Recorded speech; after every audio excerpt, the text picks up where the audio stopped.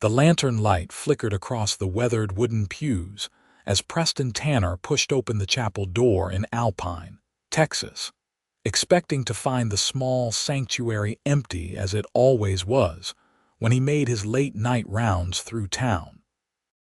Instead, he froze at the threshold, his hand still on the brass handle, as he heard a soft feminine voice rising through the darkness like a prayer carried on desert wind. "Please, Lord, give me the strength to speak to him tomorrow. I know I am a coward, but he makes my heart race so fast I can barely breathe when he walks past. I have watched him for months now, and I cannot find the courage to even say hello. Please help me find the words." Preston stood perfectly still, his boots silent on the wooden floorboards as he realized this woman was praying about him. He had noticed her, of course. The new schoolteacher who had arrived in Alpine 6 months ago, with hair the color of autumn wheat and eyes that reminded him of the summer sky just before dusk. Katherine Thompson. He had wanted to introduce himself properly dozens of times, but something always stopped him. He was just a rancher, covered in dust and sweat most days, and she seemed so refined, so educated, so far above what he could offer. The year was 1883, and Alpine sat nestled in the high desert of West Texas, a town that had grown up around the railroad and the cattle ranches that spread across the vast landscape. Preston had built his ranch from nothing after the war, working sunup to sundown until his hands were calloused and his back ached. At 27, he owned 3,000 acres and ran nearly 500 head of cattle. It was a good life, but it was a lonely one. Catherine's voice had fallen silent, and Preston knew he should announce his presence before this became even more awkward. He cleared his throat gently, and the sound echoed through the small chapel like thunder. Katherine gasped and spun around on the prayer bench, her hand flying to her throat as her eyes widened in the lamplight. "I apologize, Miss Thompson," Preston said, removing his hat and holding it against his chest. "I did not mean to startle you. I make rounds through town most nights, checking that everything is secure." The chapel door was unlocked.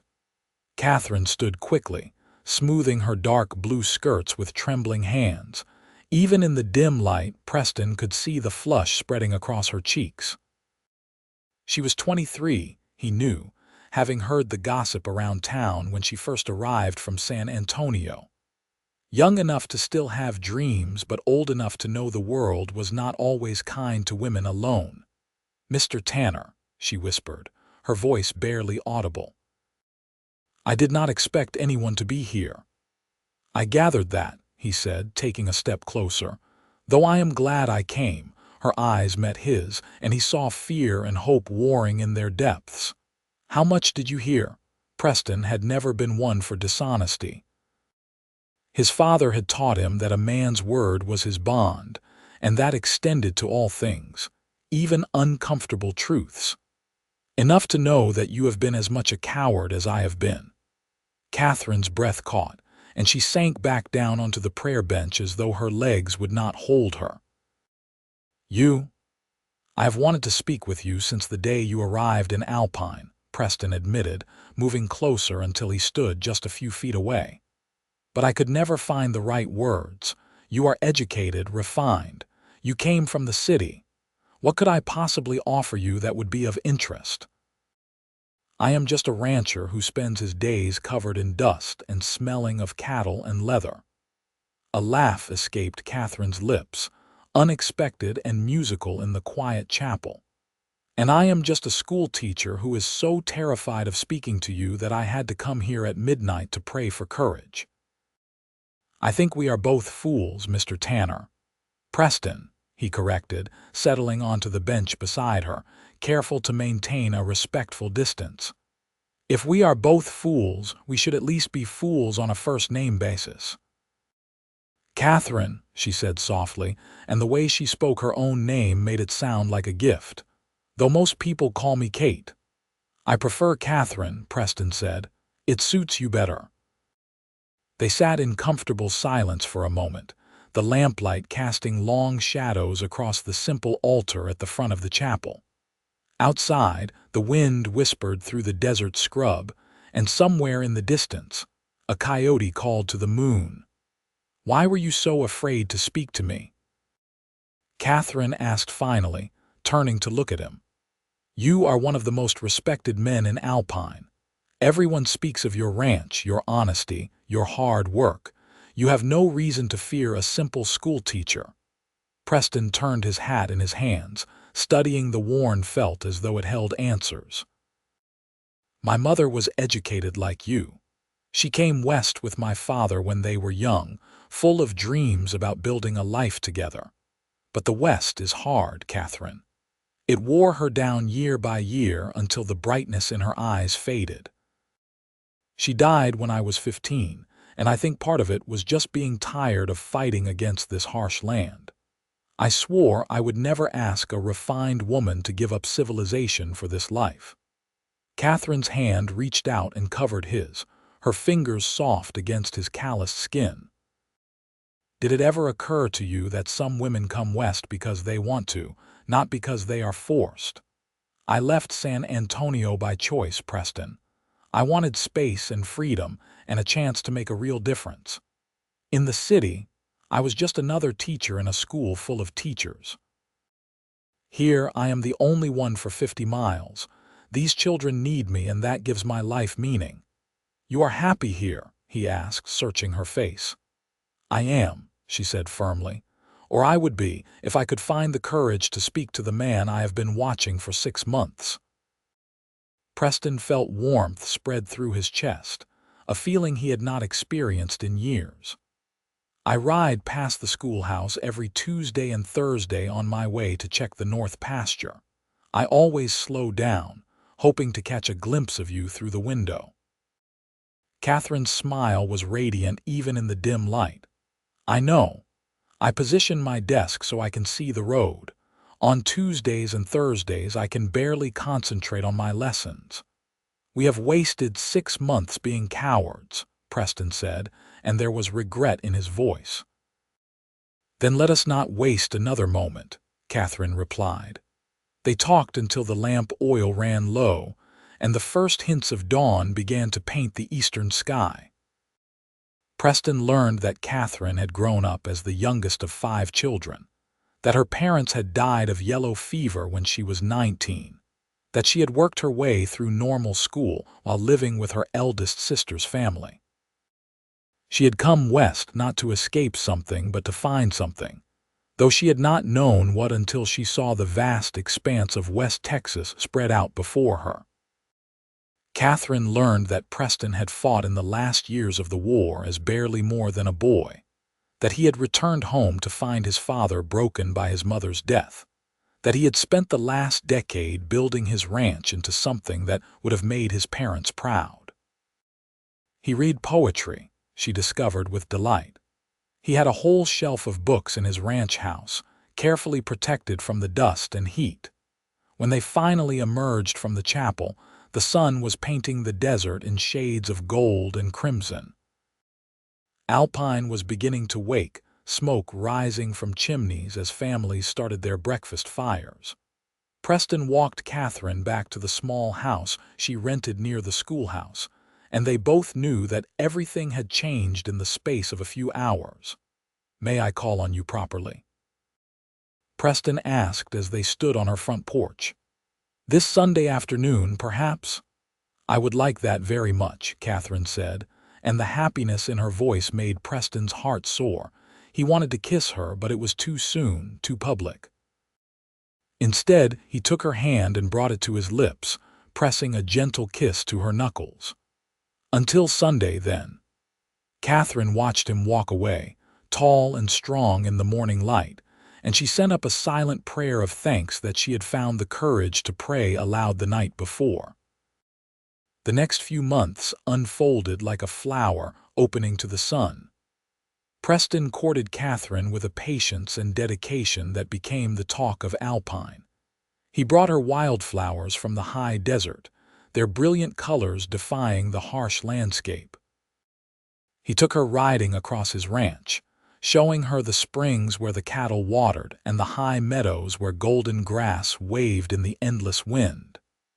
He read her poetry on her front porch while she graded papers, his deep voice turning Wordsworth and Keats into something magical. Katherine, for her part, showed Preston that an educated woman could be just as hardy as any pioneer. She learned to ride astride instead of side saddle, shocking some of the more conservative townspeople. She helped with the spring roundup, keeping tallies and managing records with an efficiency that impressed Preston's ranch hands. She brought civilization to his rough ranch house, not by making it fancy, but by filling it with laughter and conversation, and the smell of fresh bread baking. There were challenges, of course. Some of the townspeople whispered that Katherine was too forward, too willing to break social conventions. The mayor's wife, Mrs. Henderson, made pointed comments about proper behavior for a schoolteacher. But Katherine had learned long ago not to let small-minded people dictate her choices, and Preston's steady support gave her the strength to ignore the gossip. 6 months after that midnight meeting in the chapel, Preston asked Katherine to marry him. He did it without fanfare or elaborate planning, simply looked at her one evening as they sat on her porch watching the sunset and said, "I love you, Katherine Thompson. I want to spend the rest of my life with you. Will you marry me?" Katherine's eyes filled with tears, but they were tears of joy. "Yes," she said simply. "Yes, Preston Tanner, I will marry you." They were married in the same chapel where they had first truly met, on a bright October morning when the desert air was finally cooling from the brutal summer heat. Katherine wore a simple white dress she had sewn herself, and Preston wore his best suit, his hair slicked back and his boots polished until they shone. The whole town turned out for the wedding, even Mrs. Henderson, who sniffed into her handkerchief and admitted that perhaps love was more important than social convention after all. The reverend who married them was an old circuit rider named Thomas Gray, a man who had seen enough of life to recognize true love when he witnessed it. "I have married hundreds of couples in my 40 years of ministry," he told them as they signed the marriage register, "but I have rarely seen two people more perfectly suited to one another. May God bless your union with many years of happiness." Preston carried Katherine across the threshold of his ranch house that evening, and as he set her down in the main room, he said, "Welcome home, Mrs. Tanner." "Home," Katherine repeated, looking around at the sturdy walls and simple furniture. "Yes, this is home now." Their first year of marriage was not without its difficulties. The winter of 1884 was harsh, with snow falling in the high desert and temperatures dropping far below freezing. They lost 30 head of cattle to the cold, and Preston worked from dawn until well past dark trying to save the rest of the herd. Katherine worked alongside him, breaking ice on water troughs and helping to drive cattle to sheltered areas. Her hands became chapped and raw, her face wind-burned and rough, but she never complained. In the spring, when the desert bloomed with unexpected wildflowers and new calves gamboled in the pastures, Preston pulled Katherine into his arms and said, "I was wrong about you. You are stronger than I ever imagined." "I was not strong when you met me," Katherine corrected, resting her head against his chest. "I was terrified and alone, but loving you made me brave." "We made each other brave," Preston said, kissing the top of her head. That spring also brought news that changed their lives in an unexpected way. Katherine discovered she was with child, and the joy on Preston's face when she told him was something she would remember for the rest of her life. He became impossibly protective, insisting she rest more and work less, though Katherine stubbornly continued to help with the lighter ranch chores. Their son was born in January of 1885, a healthy boy with his father's dark hair and his mother's blue eyes. They named him Samuel Thomas Tanner, after Preston's father and the reverend who had married them. Preston held his son for the first time with tears streaming down his face, overcome with emotions he could not quite name. "He is perfect," Preston whispered, touching Samuel's tiny hand with one calloused finger. "He is ours," Katherine said, exhausted but radiant. "Our family." Watching Preston with their son, Katherine understood for the first time what her husband had feared. This land was harsh and unforgiving, and raising a child here would not be easy. But she also saw the love in Preston's eyes, the fierce determination to give Samuel a better life than he had known.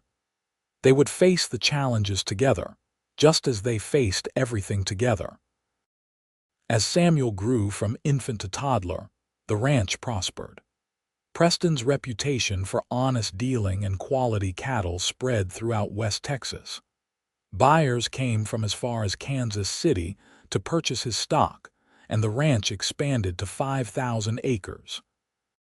Preston hired more hands to help manage the growing operation, and Katherine found herself managing not just a household but a small community of cowboys and ranch workers.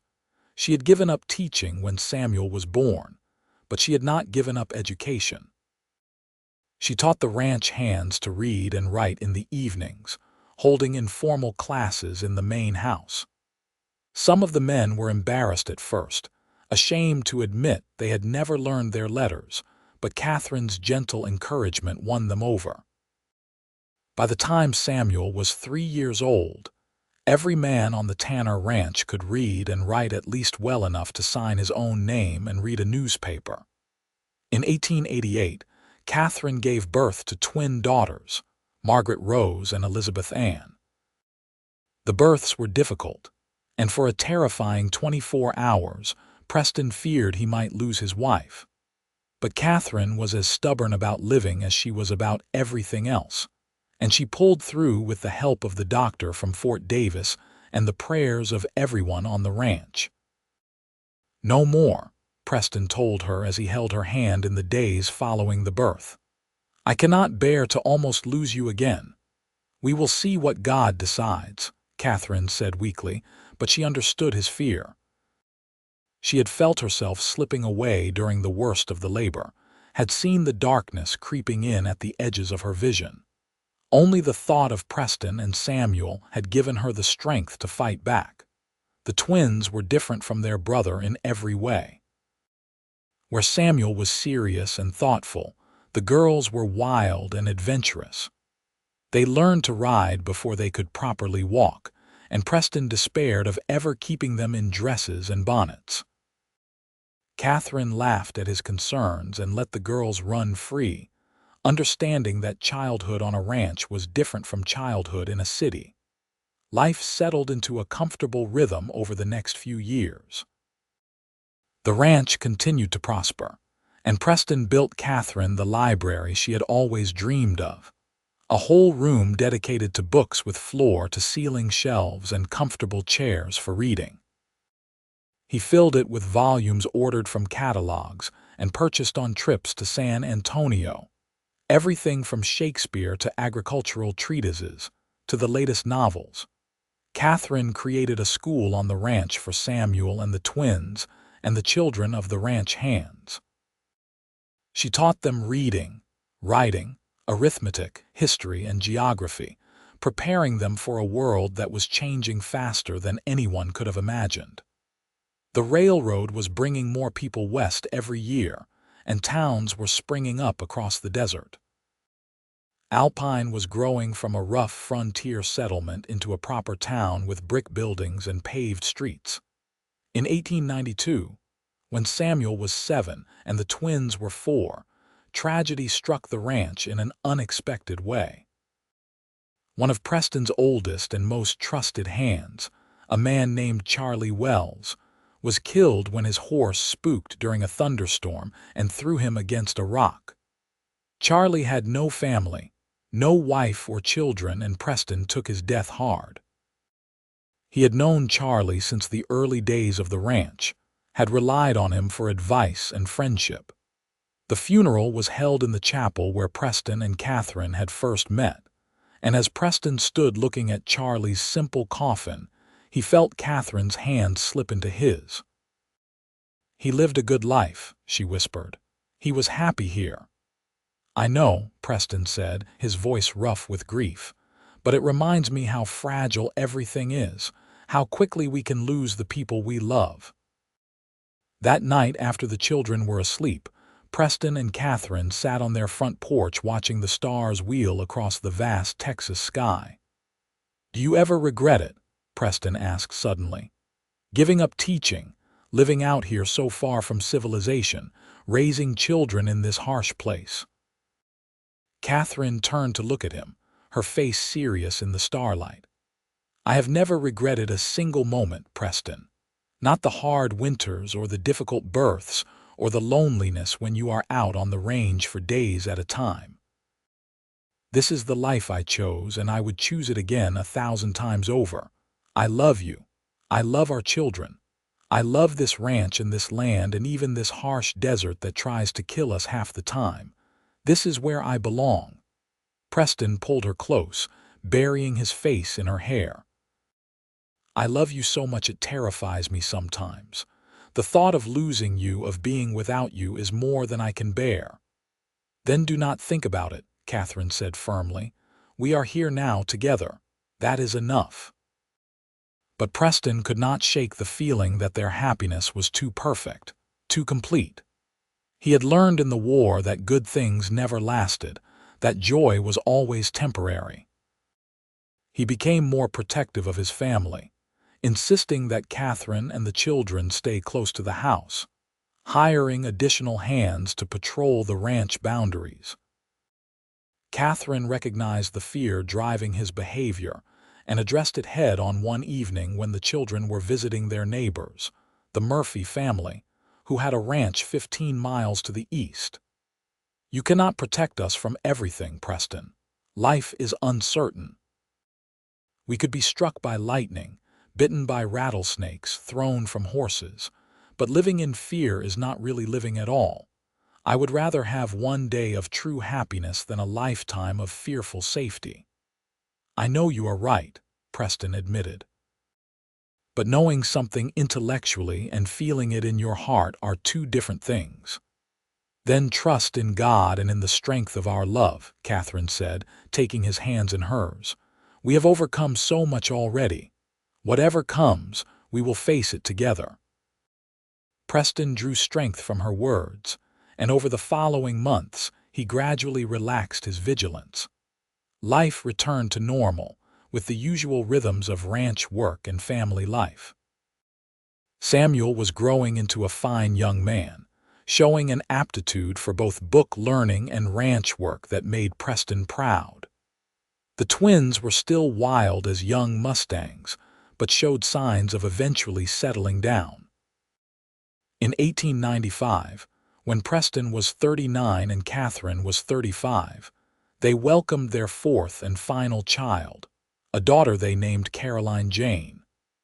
The birth was surprisingly easy after the difficulty with the twins, and the baby was healthy and strong from the start. Samuel, now 10, was fascinated by his new sister and could often be found watching her sleep or helping his mother with feedings. The twins, at 7, were less impressed by the new addition to the family. "She does not do anything interesting," Margaret complained after watching Caroline for several minutes. "She will when she is older," Katherine assured her daughter. "And then you will have another sister to play with." "I suppose that will be acceptable," Elizabeth said with the grave seriousness that always made Preston want to laugh. As the years passed and the children grew, Preston and Katherine's love deepened into something richer and more complex than the passionate romance of their early days. They knew each other's habits and moods, could communicate with a glance across a crowded room, finished each other's sentences without thinking. They had weathered storms, both literal and figurative, had built a life together from nothing but hope and hard work and stubborn determination. The ranch continued to prosper as the new century approached. Preston had become one of the largest ranchers in West Texas, and his innovations in breeding and water management were copied by neighbors throughout the region. He could have retired comfortably, let his sons and hired managers run the ranch while he enjoyed a life of leisure. But Preston was not built for leisure. He still rode out with the hands during roundups, still checked fences and water sources personally, still insisted on knowing every detail of the ranch operation. Katherine had returned to teaching, first their own children, and then opening a proper school for all the ranch children and those from neighboring spreads. She taught in the morning, managed the household in the afternoon, and spent her evenings with Preston, talking about everything and nothing. Their conversations ranged from philosophy to politics to the price of cattle, and Preston valued her opinion on matters large and small. In 1900, Samuel turned 15 and announced that he wanted to attend college. Preston's first instinct was to refuse. The ranch needed Samuel, and there was more than enough work for everyone. But Katherine reminded him that they had always encouraged their children to pursue education, and they could not change the rules now just because it was inconvenient. "Let him go," she urged Preston one night as they discussed Samuel's future. "Let him learn and grow and see something of the world beyond West Texas. If he is meant to come back to the ranch, he will. If he is meant for something else, we should not stand in his way." "He is my son," Preston said, but there was no heat in his voice. "I want him here working beside me, learning to run this ranch." "He is your son," Katherine agreed, "which means he has your stubborn independence and your intelligence. Do you really think he will be happy if we force him to stay? Or will he grow to resent us in this place?" Preston knew she was right, though it pained him to admit it. "Where does he want to go?" "The agricultural college in College Station," Katherine said. "He wants to study modern ranching techniques and bring that knowledge back here." "He is not running away from the ranch, Preston. He wants to make it better." In the end, Preston gave his blessing, and Samuel left for college in the fall of 1900. The house seemed emptier without him, and Preston found himself wandering into Samuel's room at odd hours, looking at the books and mementos left behind. But Samuel wrote regularly, his letters full of enthusiasm for his studies and plans for improvements to the ranch. He came home for summers and worked alongside his father, sharing new ideas and techniques he had learned. The twins were growing into beautiful young women, though they stubbornly clung to their tomboyish ways.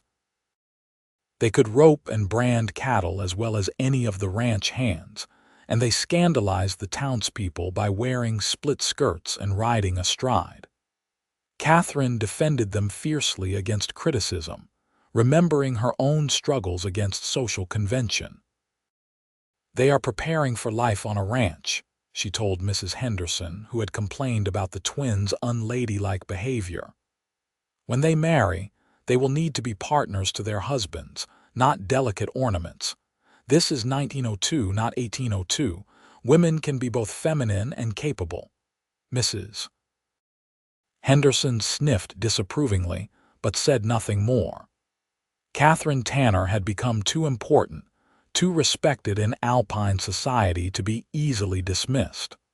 Her school was considered one of the best in West Texas, and families moved to the area specifically so their children could attend. She had also become an advocate for women's education and property rights, writing letters to state legislators and giving speeches at community gatherings. Preston supported his wife's activism, though some of his fellow ranchers thought he was too permissive. "Katherine is her own person," he told them. "I married her because she was intelligent and independent. I am not going to try to change her now." In 1904, tragedy struck the family again when Catherine's eldest sister died in San Antonio. Katherine traveled to the city for the funeral, taking Caroline, now 9, with her. Preston wanted to go as well, but spring roundup was in full swing, and he could not leave the ranch. He sent Katherine off with promises to join her as soon as possible. The funeral was sad but not unexpected. Margaret, Katherine's sister, had been ill for several years with a lung condition. What was unexpected was the discovery that Margaret's husband had died 2 years earlier, leaving her penniless. She had been too proud to ask Katherine for help, and had scraped by giving music lessons until her illness made even that impossible. Katherine returned to the ranch with 3 additional children, Margaret's daughters, 16-year-old Sarah and 14-year-old Ruth, and 12-year-old son David. Preston took one look at Katherine's face and said, "Of course they will live with us. We have plenty of room." The children were city-raised and struggled at first with ranch life. Sarah was horrified by the rough conditions and lack of social opportunities. Ruth was terrified of horses and cattle. David was sullen and angry, grieving for his parents and resenting having to leave everything familiar. But Katherine was patient and Preston was kind, and gradually the children adapted. The twins took Ruth under their wing, teaching her to ride and helping her overcome her fears. Samuel, home for the summer, befriended David and showed him how to work cattle and mend fences. Sarah proved to have a gift for organization and took over managing the household accounts, freeing Katherine for her teaching. By 1906, the expanded family had settled into a new normal. Samuel graduated from college and returned to the ranch full-time, implementing new breeding programs and irrigation techniques that increased productivity significantly. The twins were 18 and being courted by half the young men in 3 counties, though they showed little interest in settling down. Sarah had married a young lawyer in Alpine and was expecting her first child. Ruth and David were thriving, having found their place on the ranch and in the family. Preston was 50 years old, his hair silvering at the temples and his face weathered by decades of Texas sun.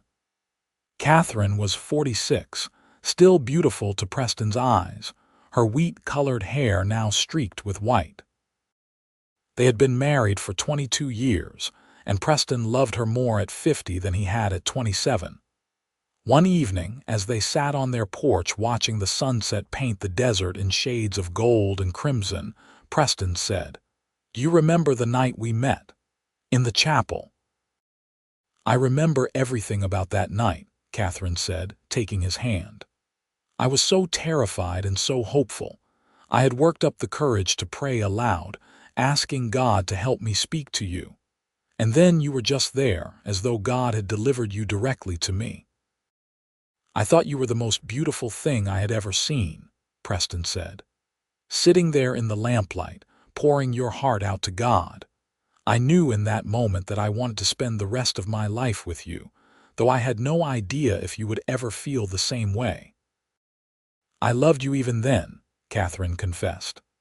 "I had loved you for months, watching you ride past the schoolhouse, seeing you at church on Sundays, hearing the stories people told about your honesty and kindness.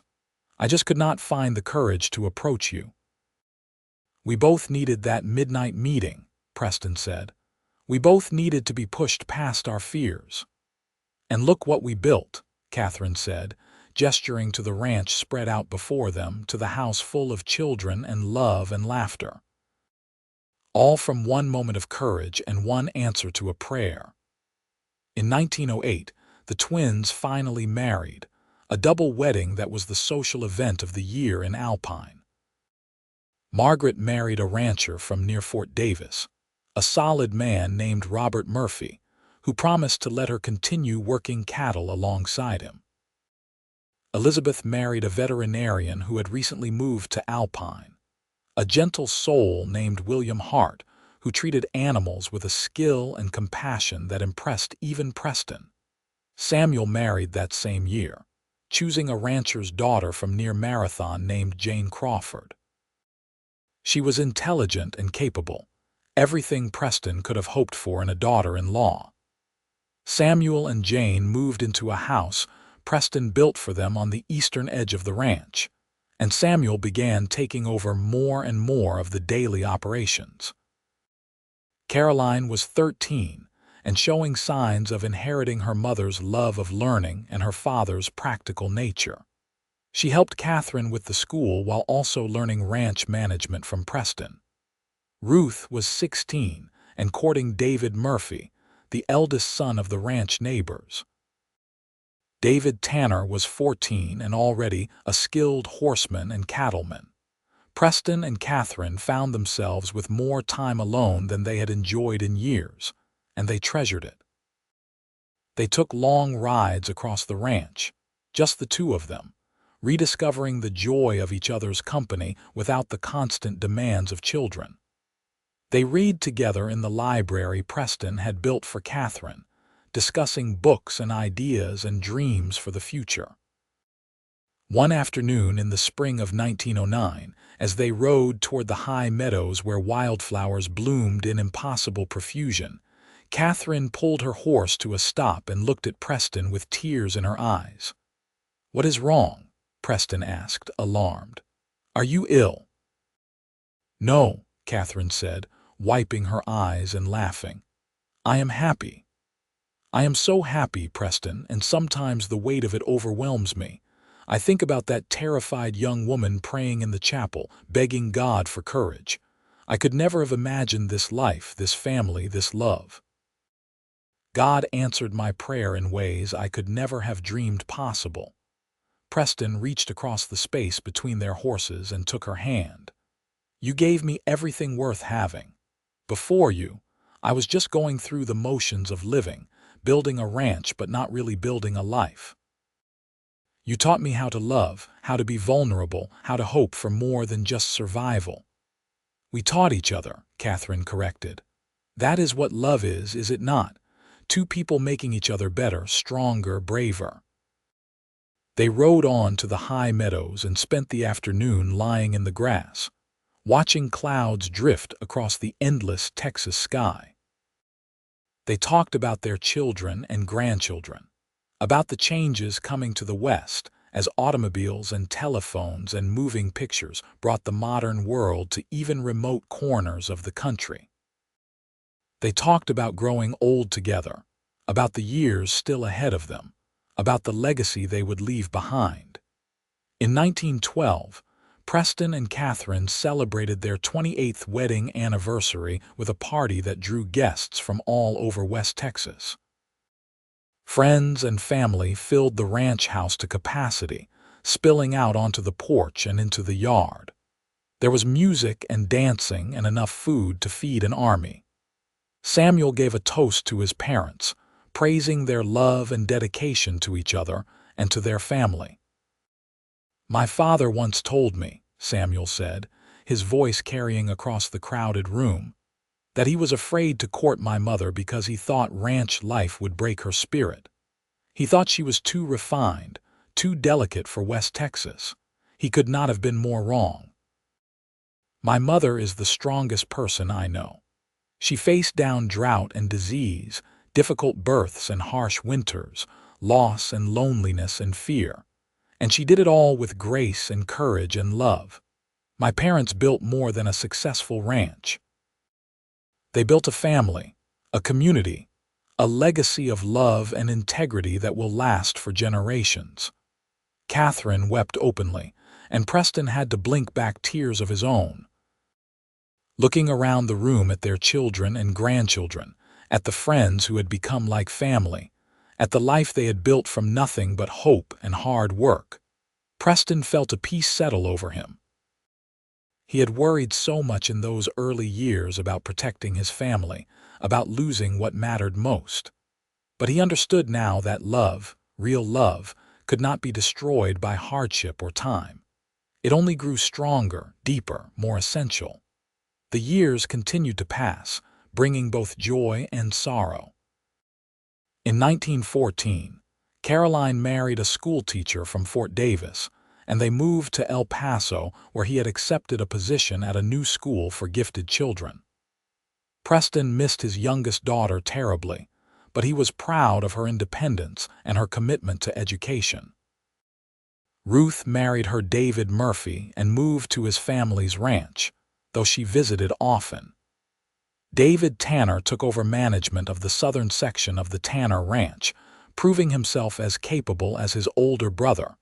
The world was changing rapidly. The Great War began in Europe, though America stayed out of the fighting for the first few years. Automobiles were becoming common, and Preston finally purchased one in 1915, a Ford Model T that Katherine learned to drive with impressive skill. The telephone lines reached Alpine, and Preston had one installed in the ranch house, though he never quite trusted the device. In 1917, when America entered the war, Samuel tried to enlist despite being 32 years old with a wife and 3 children. Preston talked him out of it, pointing out that food production was essential to the war effort, and that Samuel could serve his country better by running the ranch than by carrying a rifle in France. Samuel reluctantly agreed, and the Tanner Ranch increased its production, selling beef to the government to feed American troops. The war ended in 1918, and Preston, now 62, began to slow down. His knees ached on cold mornings, and he could no longer spend 12 hours in the saddle without paying for it the next day. Katherine, at 58, had retired from teaching, turning the school over to a young woman from Dallas who had the energy and enthusiasm of youth. They spent more time together than ever, content with simple pleasures, morning coffee on the porch, afternoon rides to check on the cattle, evening reading in the library. Their children and grandchildren visited often, filling the house with noise and laughter. Preston had 17 grandchildren now, ranging from Samuel's eldest son, who was studying law in Austin, to the twins' youngest daughter, who was still in diapers. One evening in the fall of 1920, as they sat in the library reading, Katherine set down her book and looked at Preston. "Do you remember what I prayed for that night in the chapel? Courage to meet me," Preston said, smiling at the memory. "I asked for courage to speak to you," Katherine corrected. "To say hello, to introduce myself. That was all I thought I wanted, just the courage for a simple conversation." "And God gave you so much more," Preston said. "He gave us so much more," Katherine agreed. 36 years of marriage, 5 children, 17 grandchildren, and another one on the way if I am reading the signs correctly. A ranch that is known throughout Texas for quality and integrity. A love that has only grown stronger with time. I asked for the courage to say hello, and God gave me a lifetime of happiness." Preston set aside his own book and moved to sit beside his wife on the settee. He took her hand, still soft despite years of ranch work, and brought it to his lips. "I am the one who was blessed, Katherine. You took a lonely, scared rancher and taught him how to love. You gave me a family, a purpose, a reason to keep going even when times were hard. Every good thing in my life came from that midnight meeting in the chapel." "We were meant to find each other," Katherine said softly. "I believe that with all my heart. God brought us together at exactly the right moment when we both needed each other most." They sat in comfortable silence, hands clasped, listening to the wind whisper across the desert outside. Preston thought about all the years that had passed, all the joys and sorrows they had shared. He thought about the ranch that would continue long after he was gone, managed by his sons and grandsons. He thought about the legacy of love and integrity they had built, the foundation that would support future generations. "No regrets?" he asked Katherine, as he had asked her so many times over the years. "Not a single one," she replied, as she always did. "This is the life I chose, and I would choose it again 1,000 times over." In 1925, Preston and Katherine celebrated their 40th wedding anniversary with a quiet dinner, just the two of them. They had grown old together, Preston at 69 and Katherine at 65, their hair white and their faces weathered by time and sun. But when Preston looked at his wife, he still saw the beautiful young woman praying in the chapel at midnight. And when Katherine looked at her husband, she still saw the handsome rancher who had given her courage simply by existing. Samuel had taken over complete management of the ranch, and he ran it with the same integrity and dedication his father had shown. The grandchildren were growing up, some choosing ranch life and some choosing other paths. The world was changing faster than ever, with radio and motion pictures and talk of flying machines that could carry people across the country. But some things remained constant: the desert, the cattle, the bonds of family, and the love between Preston and Katherine Tanner. In 1928, Preston fell ill with pneumonia. The doctor from Alpine came out to the ranch and did what he could, but at 72, Preston's body no longer had the strength to fight off serious illness. For a week, he drifted in and out of consciousness while Katherine sat by his bedside, holding his hand and reading to him from his favorite books of poetry.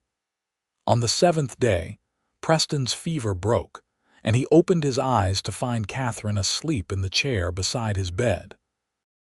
He studied her face, memorizing every line and wrinkle, every strand of white hair. She was still the most beautiful thing he had ever seen. As though sensing his gaze, Katherine woke and smiled at him. "You are still here," she said, relief evident in her voice. "I am not ready to leave you yet," Preston replied, his voice weak but determined. "We still have years ahead of us." "Years and years," Katherine agreed, tears streaming down her face. "I am not finished with you, Preston Tanner."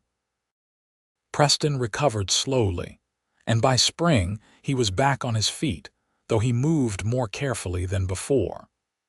The illness had reminded them both that their time was limited, that they needed to treasure every moment they had left.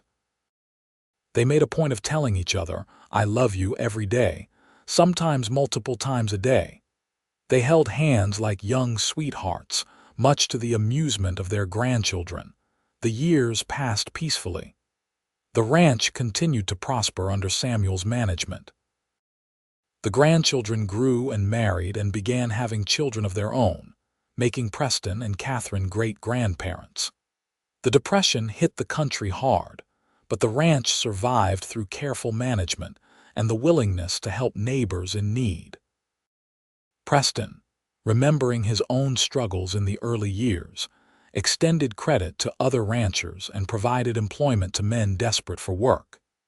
In 1935, Preston and Katherine celebrated their 50th wedding anniversary with a party that drew people from all over Texas. The governor sent a congratulatory telegram, and the local newspaper ran a feature article about the couple who had built one of the most successful ranches in West Texas, while maintaining a love story that had become legendary in the region. At the party, with their children and grandchildren and great-grandchildren surrounding them, Preston stood to make a toast. His hand shook slightly as he raised his glass, but his voice was strong. 50 years ago, I walked into a chapel at midnight and found a woman praying. She was asking God for the courage to speak to me, to say hello, to acknowledge what she felt in her heart. That moment changed my life forever. Katherine, you have been my partner, my best friend, my truest love for half a century. You have given me more happiness than I ever dreamed possible. Here is to 50 more years. I do not think we will quite make it to 100 years of marriage, Katherine said with a laugh, but I will take every day I can get with you. The party lasted late into the night, with music and dancing and storytelling. Preston and Katherine's children and grandchildren shared memories and tales of the couple's love and dedication. Samuel told the story of how his parents met, embellishing it slightly for dramatic effect, and everyone laughed at the image of young Katherine praying for courage in the chapel. As the evening wound down and guests began to leave, Preston and Katherine slipped away to the library, their favorite refuge. They sat together on the old settee, Katherine's head resting on Preston's shoulder, and listened to the sounds of their family preparing for bed in the rooms above. "We did well, did we not?" Preston asked softly. "We did very well indeed," Katherine agreed. "We built something beautiful and lasting, our love, our family, our legacy. It will continue long after we are gone." "I am not ready to be gone yet," Preston said. "I still have more years with you to enjoy." "Then we will enjoy them together," Katherine promised. They sat in the quiet library, surrounded by books and memories, holding hands as they had done for 50 years. Outside, the Texas stars wheeled across the sky, and the desert wind whispered its eternal song. The ranch slept peacefully, generations of family secure in the legacy Preston and Katherine had built. Preston Tanner lived to be 82 years old, passing peacefully in his sleep in 1938 with Katherine at his side. She held his hand as he took his last breath, and though her heart broke, she found comfort in knowing that they had shared 53 years of marriage, years filled with love and laughter and purpose. Preston was buried in the family cemetery on a hill overlooking the ranch, and the funeral was attended by hundreds of people whose lives he had touched. Katherine lived another 7 years, surrounded by her children and grandchildren and great-grandchildren. She spent her days reading in the library Preston had built for her, teaching the great-grandchildren their letters, and riding across the ranch that had been her home for more than half a century. She often visited Preston's grave, sitting beside it and talking to him about the family and the ranch and how much she missed him. On a spring morning in 1945, Katherine did not wake up. She was found in her bed, a peaceful smile on her face, clutching a book of poetry that Preston had read to her on their first proper courting visit. She was 85 years old and had lived a full and remarkable life. Katherine was buried beside Preston on the hill overlooking the ranch. At her funeral, her great-grandson read from the journal she had kept for most of her adult life. The entry he chose was from October 1883, written just after her wedding. "Today I married Preston Tanner, the man I prayed for courage to meet. I asked God for strength to say hello, and He gave me a partner for life. I do not know what the future holds, but I know that with Preston beside me, I can face anything. This is only the beginning of our story, and I cannot wait to see what comes next." The Tanner Ranch continued to thrive under the management of Preston and Katherine's descendants. Samuel ran it until his own death in 1965, then passed it to his eldest son. The library Katherine loved was preserved exactly as she left it, a shrine to learning and culture in the middle of the West Texas desert. The chapel where Preston and Katherine first truly met was renovated by the family and still stands in Alpine, a reminder of the power of prayer and courage and love. The story of the rancher who found a woman praying in the chapel at midnight became part of Tanner family lore, passed down through generations. Children and grandchildren and great-grandchildren learned about the young schoolteacher who asked God for courage to speak to the man she loved, and the lonely rancher who walked into a chapel and found his future waiting for him. It was a story about faith and timing, and the miraculous way two people can find each other even in the vast emptiness of the West Texas desert. Preston and Katherine's legacy lived on not just in the ranch they built but in the love they shared, a love that started with a midnight prayer and lasted until death and beyond. They had faced hardships and challenges, drought and disease, loss and loneliness. But through it all they had each other, and that had been enough. More than enough. It had been everything. On the hill overlooking the ranch, their graves lie side by side beneath the endless Texas sky. The inscriptions are simple. Preston's reads, Preston Tanner, 1856–1938. Beloved husband, father, grandfather, he found love in a chapel at midnight. Katherine's reads, Katherine Tanner, 1860–1945. Beloved wife, mother, grandmother, she found courage in prayer and built a legacy of love. And on quiet nights, when the desert wind whispers across the high meadows and the stars blaze in the darkness above Alpine, Texas, some say you can still feel the presence of that love, enduring and eternal, a testament to the power of courage and faith and two hearts that were always meant to find each other.